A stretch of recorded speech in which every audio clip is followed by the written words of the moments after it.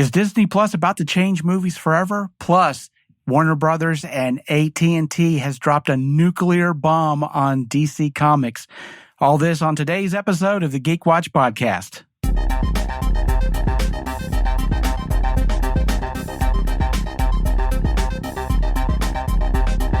This is the Geek Watch podcast with Brian Hatcher and Mandy Petrie.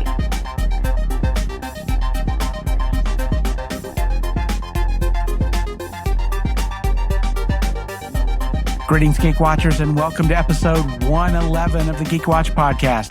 I'm Brian Hatcher, and with me on the phone, Geek Watch's own resident geek goddess, Mandy Petrie. Hey, Brian, it looks like we're having Bilbo's birthday. Oh, yeah. We're 11-1. 11-1.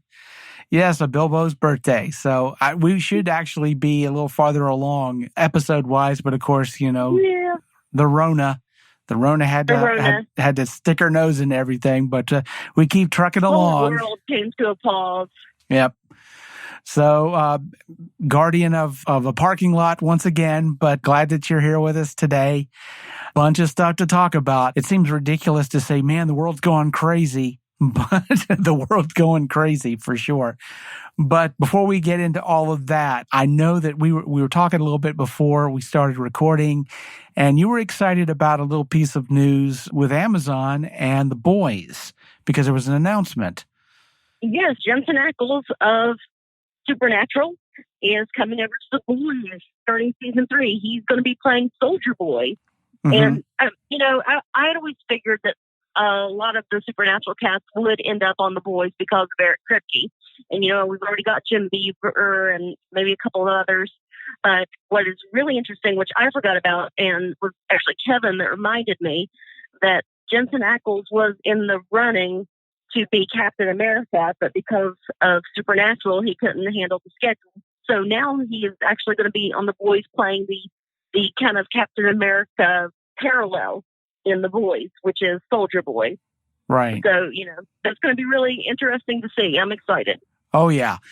It was interesting to see what was going to happen, since, of course, Supernatural is going away and, what the actors would be doing afterwards. And I think, that's really good casting there. And, I mean, of course, season 2 should be coming out here really soon.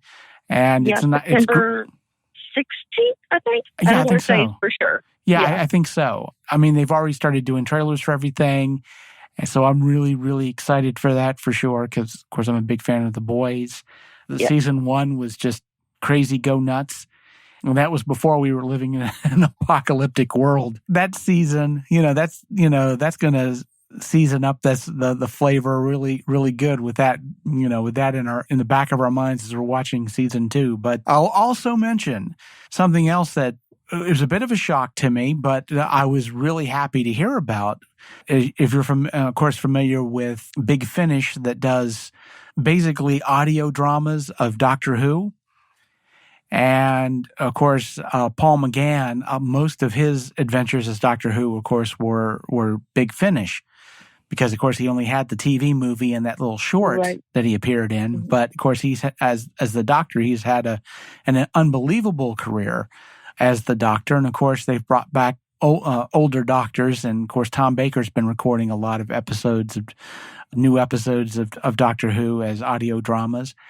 But this is what they had just announced this week, that they're going to be bringing back Christopher Eccleston to do the Ninth Doctor. Wow. Yeah. Oh, that is awesome. Yeah, I was shocked that they were able to do this, but I think a lot of it had to do with the fact that, of course, everybody that knows, Eccleston's background, of course, he brought New Who. He was like the first Doctor in the new series. And even though he was only there for one season, I mean, he really started this, brought Who back to television. Yeah, and unfortunately, he'd had a bad experience with it, which is heartbreaking. Yeah. And he said the behind the scenes and everything. And, here lately, we've been hearing a lot of that about, all kinds of people, talk show hosts and different celebrities just having an impossibly difficult, background backstage kind of experience being around them. So I hate that he went through that, and I hope that this kind of takes the sour note off of his experience with Doctor Who. I hope this really, gives him a better experience. Well, I mean, in recent years, he's been doing Doctor Who conventions and appearances. And of course, the fans have been very warm and welcoming to him and, grateful. And he's gotten to see, I think, in a real sense, the good side of his time on Doctor Who. Even though behind the scenes it was pretty miserable for him, the fans really supported him. And the fact that, of course, now with Big Finish gives him the opportunity to do more with the Ninth Doctor. I'm really excited to see what they eventually release with Christopher Eccleston. So I think that's going to be awesome. There's good news out there in the geek world. I'll say this also. On a personal note, eventually I'm going to stop going on Kickstarter. No, you won't. But in the meantime, a game that I supported has just funded. It Came From Beyond the Grave. It's basically a tabletop role-playing game like Dungeons and Dragons, but the world is basically 70s cinema horror. So you're playing those kind of characters, and fighting, dealing with monsters, and it's a lot of that 70s sort of exploitation horror. Yeah, that blood and boobs horror. I love it. Oh, yes. Brilliant. At the time of this recording, the Kickstarter just ended, and it more than funded itself. So probably sometime next year, I'll be getting rule books and all that for that game. And I also saw another game that I'm backing, which is an RPG tabletop game in the world of Hellboy. So it's an Hellboy RPG. Oh, that's interesting. Yeah. So I think there's like a couple of weeks left on that one, but I've pledged to that. And where were you? Why didn't you stop me? It's like there's just too much good stuff going on Kickstarter at this moment. And I'm, buying all this stuff. It's like, well, you need to put a parental block on your computer. Yeah. On all of them. Well, that's the thing too. It's like I'm either gonna spend more money on games than I should, or I'm gonna kick myself for not being able to. It's like, oh, I would have totally got that one. So I'm torn. I am torn for sure. Of course, we will definitely talk about those games when I get a chance to see them. I mean, the 70s horror game is right up my alley, and I'm hoping one day. We're going to be able to get together again and play, but we'll see how that goes. But let's talk a little bit about Disney Plus and what I've come to refer to as the Mulan Experiment. Now, probably everybody listening knows about this already, but Mulan was supposed to get a wide theatrical release, but there aren't theaters at this point. And so Disney Plus has decided to put it on their streaming service. However, it's not set up the same way as everything else. You're not just going to get to watch Mulan because you have Disney Plus. They're going to charge $29.99 to watch Mulan, but it's a single. It's basically a permanent license, so you don't have to pay it every time you want to watch it. It's like buying a DVD. A DVD, got it. Right. So you pay $29.99 and you can watch Mulan all that you want. However, of course, you have to have a Disney Plus subscription. If your subscription runs out, you're not going to get to watch Mulan anymore until you go back and get a subscription. Re-up your subscription. So it's like Manic Panic hair dye. It's semi-permanent. So it's a semi-permanent price. You get Mulan, but there's maintenance involved. So that's kind of how that works. And to my mind, I'm looking at this as I think in the case of Marvel and Disney, this is an experiment.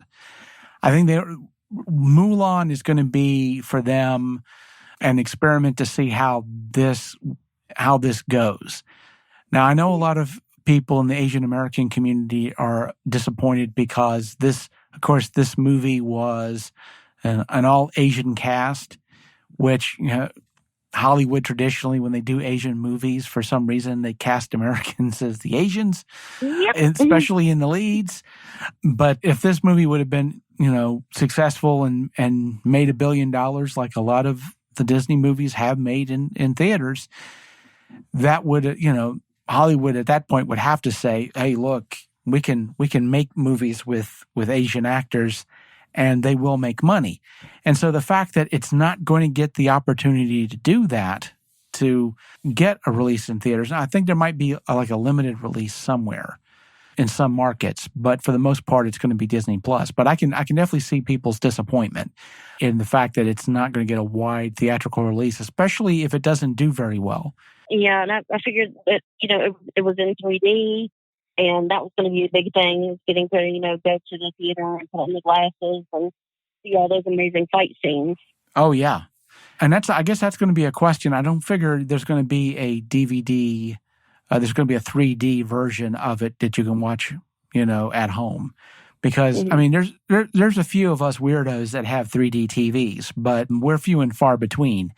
A lot of 3D content's just not available, and it may not be just with the bandwidth it would probably take to watch it in 3D. It might not be worth their while. So, yeah, that's going to be a major disappointment, not being able to see, those arrows just raining down in 3D. That would have been really cool. But to my mind, I think I call this the Mulan Experiment because I think that Disney and specifically Marvel is going to look at this movie very closely, because I think it's an experiment and it's a test run to see if it turns out that Ronan decides to stay around a little longer, can they release Black Widow the same way? Would it be worth their while? I really think that Mulan is a test run for this. Again, it's kind of unfair because, again, $29.99, it's not a majorly expensive price, but it's more expensive than Trolls World 2. World Tour. Yeah. Well, I mean, yeah, it definitely did well. But, if this experiment doesn't work, I think it would have a lot more to do with the circumstances around the movie and not the movie itself. And my hope is that the movie doesn't get any kind of blowback where it's, well, this didn't do very well. Maybe it was because, it doesn't have a whole, doesn't have wide range appeal because it's an all Asian cast, which of course that would just be, I think that's a completely unfair thing to lay onto this film because there's a lot of things going on that make this very difficult. If for no other reason than they spent like $100 million to make this film, and being able to recoup all that cost in streaming is going to be difficult. It's going to be really difficult. And I know I would say for sure that part of why Disney put as much money into this film as they did is because I'm sure they were expecting a lot of money coming in from China, that the box office in China was going to be massive.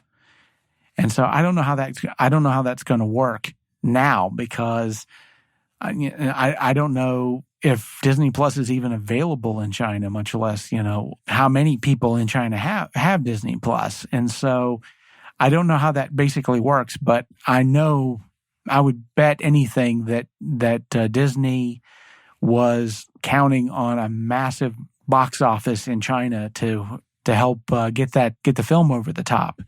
And that doesn't look like that's going to be a possibility anymore. So, but there's something to be said about films that, have a slow build and build a following and continue to make money, over time. But Hollywood is just not, they're just not wired to be able to do things like that and be able to wait on a film to pay out. And so, I mean, I don't know. This is going to be one of those things you just kind of, we just watch the numbers and see what's going to happen. And I don't know. I honestly don't know. I mean, what are your opinion on this right now? What are you thinking from your end? I'm kind of the same way. I'm not sure. Obviously, Trolls World Tour did very well, but it's not as expensive as this film. You didn't have to buy a prior subscription to get it.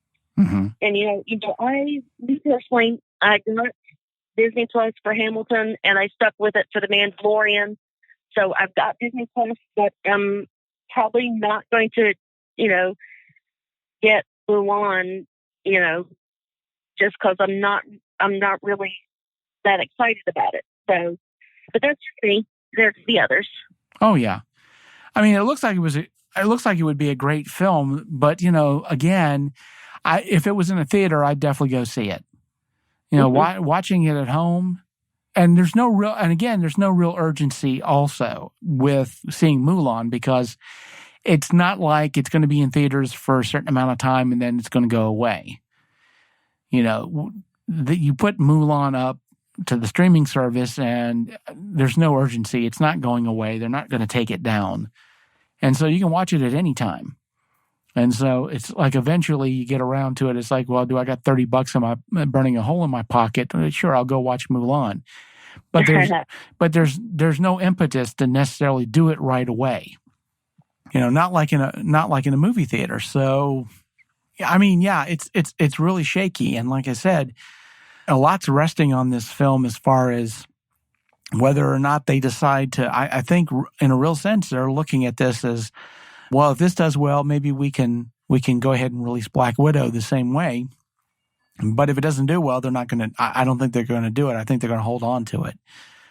But then again, and I think this is maybe a bit too hopeful, but at this point, they're still saying that New Mutants is getting a theatrical release, and they're saying like maybe the end of September or so. But I don't know. It's been months and months, obviously, since all this stuff started. And everybody's getting tired and everybody's ready for this to be over, but I don't know when that's going to be. I don't know if September is going to be enough time, because September is going to be a rough month, because there's this big push all over the country to get kids back in school. And I think once that happens, there's a really good possibility of all this blowing up in all our faces. If they got kids back in school and they start getting sick. There's already been a news article about a Christian camp that they had summer camp, and the majority of the kids there came down with coronavirus and took it home to their families.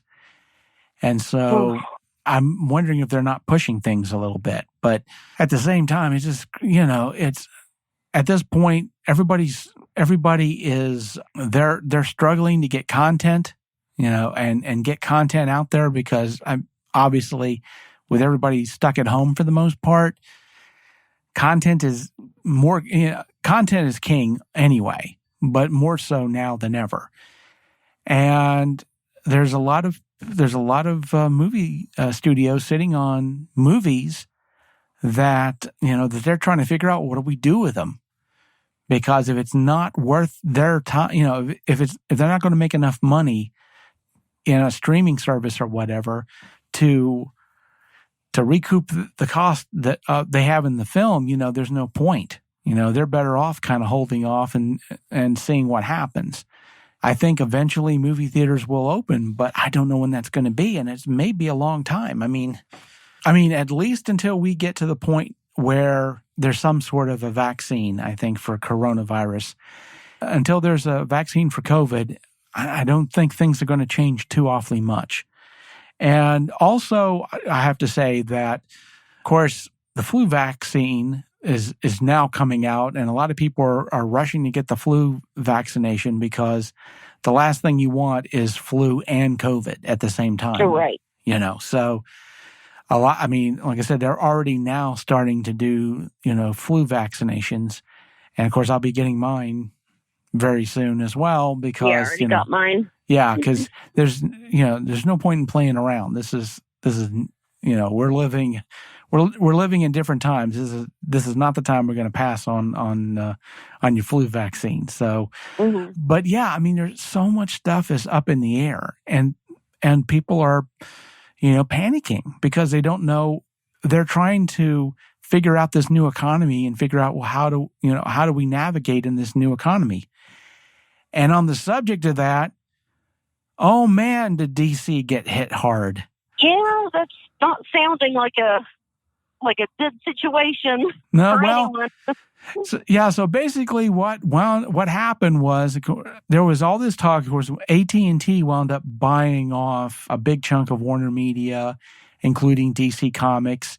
And there was all these rumors, oh, well, AT&T wants to get out of the publishing business. And we've talked about that on the podcast. But this week, good Lord, they dropped the axe on DC. 25% of their workforce was laid off. 25%. A bunch of comics have been canceled. It's like close to like the bottom 20 to 25% of comics are no longer being published. They've basically canceled their runs. Like a depression in the comic business. Yeah. But people were fired out of comics. They were fired out of their out of the collectibles group, and DC Online, their streaming service. They fired a bunch of people out of there, and it looks like the shows that were on DC Online are going to go either to CW or to HBO Max, which Warner Media owns. And so they're going to basically just shut down the DC Universe streaming service and just basically divide the properties up, between CW and HBO Max. Some of the DC Universe shows are already showing up on HBO Max. I think, trying to remember, but I think a lot of the more adult shows, I think, like the Harley Quinn show, I think is already showing up on HBO Max. I mean, the thing about it is that one thing that I have to say about this whole deal is, of course, DC's been in a mess for a while. Of course, we've talked about the fact that they got out of Diamond Distributing and had a smaller distributor, and there was issues with the distributor, and the distributor stopped taking phone calls, and of course, we're living in a world now where trips to the comic book shop are few and far between.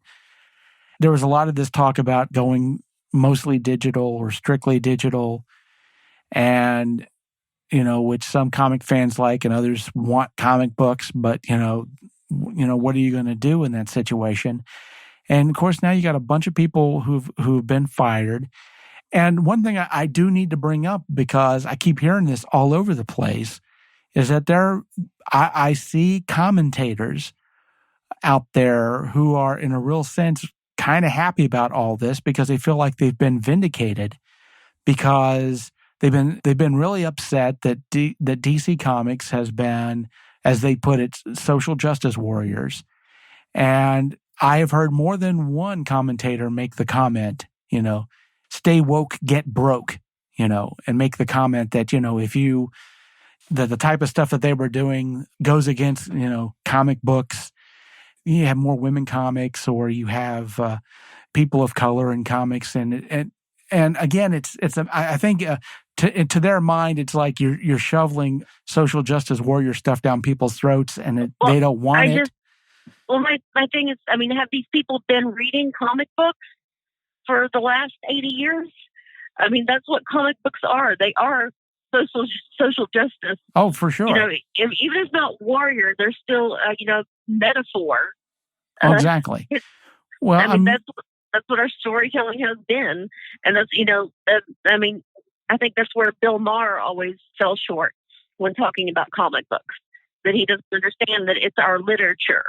Yeah, in a real sense. And the thing about it is, when you're talking about good and evil, you're going to talk about morals, and morale, the whole thing. You're going to, that is the subject of what you're talking about when you're talking about comic books. You have a lot of these commentators online kind of licking their lips going, see, I told you this was going to happen. I told you. But the thing about it is, Marvel's doing fine and they're being accused of the same thing. But, again, these commentators are saying, well, Marvel may be doing the same thing, but they're protected by Disney. Although let's be honest, Disney is not in the habit of catering to anything that's not making money. And comic books are getting hit across the board. And in my personal opinion, I don't think it has as much to do with, so-called social justice warrior ideals getting into comics. I think it has a lot more to do with the fact that the world's just changing, and how we absorb our stories in comics is different. Now our main source of comic book storytelling is movies. or at least it was. Mhm. I mean, at this point, obviously that's changed. Oh, wait, I mean, let's look at the way Handmaid's Tale was taken. You know, it was written in 1985 and was barely blinked at. They put it on screen in 2018, and, you know, the world flipped out about it and saying how, you know, how it's propaganda and all this stuff. And, you know, it's like, it's 30 years old. Oh, yeah. Well, you know, that's the thing, too, is that, I mean, all of the comic book companies have got to figure out ways of telling and retelling their stories. I mean, best example, and I've been enjoying this so far, but I have an audible.com account, and they just released an audiobook of Sandman, a brand new Sandman audiobook with, you know, narration, you know, different actors playing different roles in it. So, and it's basically a retelling of the Sandman comics with Neil Gaiman as the narrator. So you got to love it. And it's awesome. It's fantastic. Like I said, it's basically a retelling of, you know, the original Sandman comics, you know, in an audio drama form. Yeah, I heard about that. I think it's got like Judi Dench and a whole bunch of people. Oh, yeah. Right? Mm-hmm. Yeah, I mean, it's really solid. You know, they got a solid voice cast, and I mean, it was put together really well. And the thing about it is that type of storytelling is effective in any aspect, but the fact that it's easy to put together and people can record, you know, their parts in their homes, and you don't have to deal with cameras and camera crews and all of that, and you can do drama in an audio form, and it's easy to do, and it's convenient, but it's also effective. And, you know, again, content is king. And so things like that, like the audiobooks, may be something to look into. But again, it's like any business, you know, you evolve or you die. I mean, even if there hadn't been coronavirus, I mean, DC was in some they were having problems for sure. And, you know, they had to come up with something. It's just that, you know, COVID has basically forced everybody's hand in every branch of business. Everybody's having issues right now. Everybody is scrambling to figure out, well, how do I maintain my business in this changing world? You know, people are having to face certain situations at this point that they didn't have to deal with before. But now, you know, you can't turn away from it. You know, you can't just ignore it for now because again, the world's changing and everybody's scrambling to keep their businesses afloat in a really weird situation. And so, honestly, you know, 2020 didn't make things worse for comics. It just sped up the process. And so, and I don't know if, like I said, firing 25% of your workforce, they're saying they're not, you know, this is a reorganization, the comic books are not going away, but, and of course you had Jim Lee, who used to be the editor-in-chief, but who's now like a chief creative officer, still the chief creative officer, but no longer like an editor-in-chief of the comics. You know, he was coming out saying, well, you know, comic books aren't going to go away. We're going to continue to do, you know, what we've been doing. Although, again, they've canceled a bunch of comic books. And, you know, other comics, they said they're going to make them digital only. So there's only, like I said, so much you can do. But that being said, you know, again, it's like, what's going to happen next? You know, and there are a lot of people out there saying that this isn't the end of what's going on at DC, that we're just seeing the beginning of it. And there's no telling. There's no telling what's going to happen next. So, but I guess we'll see. Wait and see. Yeah, well, I guess we'll have to wait and see, but we will definitely talk about it as we go on. But before we go, one thing also to mention, because of course this will probably have already happened by the time this podcast comes out, but at the time that we're recording, a couple of days away from the 22nd, and the 22nd is DC Fandome, which is their online convention where they're going to talk about all the new stuff that's happening. And okay. Yeah, that's going to be something to watch, because after all this has happened, I'm interested to see what they've got to say. Because this is supposed to, you know, because again, everybody's saying bloodbath, and they're wondering, oh, what are they going to do next? What are they going to do now? And I mean, the 22nd, and again, it's going to be online and it's going to be free for, I think they're going to put everything up for 24 hours. Then they're going to basically take it offline. But for 24 hours, you can watch everything that they put out. So that being said, I'm definitely going to be following that just to figure out what the heck is going on here. But I guess we'll find out. We'll definitely talk about it once we know something and get the news. So with that said, we come to the end of episode 111 of the Geek Watch podcast.